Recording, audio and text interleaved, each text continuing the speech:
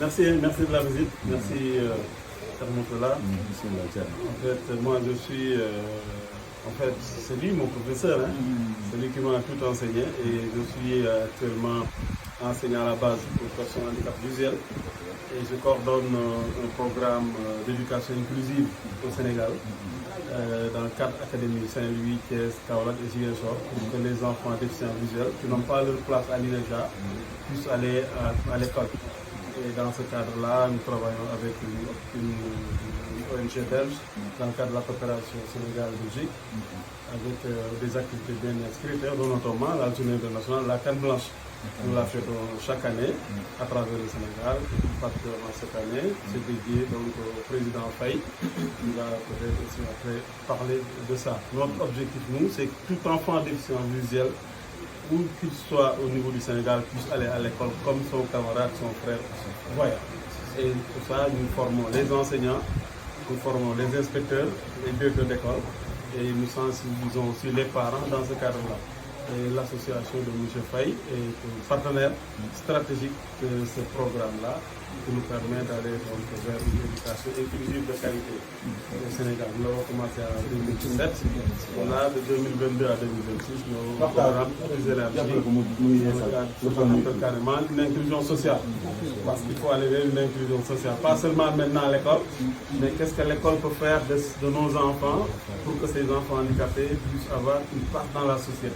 Et pour cela, tout le monde, hein, les daïras, nos marabouts, les associations, font partie de ce plaidoyer-là. Voilà pourquoi nous intégrons aussi, nous inclusons nos plaidoyers auprès donc, de ces cibles-là, pour qu'ils en parlent.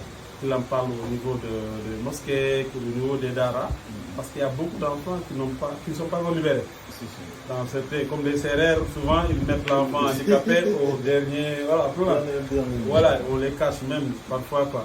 Mais machallah, grâce à l'appui des uns et des autres, on commence à avoir des résultats probants. Nous avons le premier bachelier de l'inclusion qui n'est pas passé par une école spécialisée à Thiès et qui a eu son bac cette année et se retrouve en France pour continuer ses études.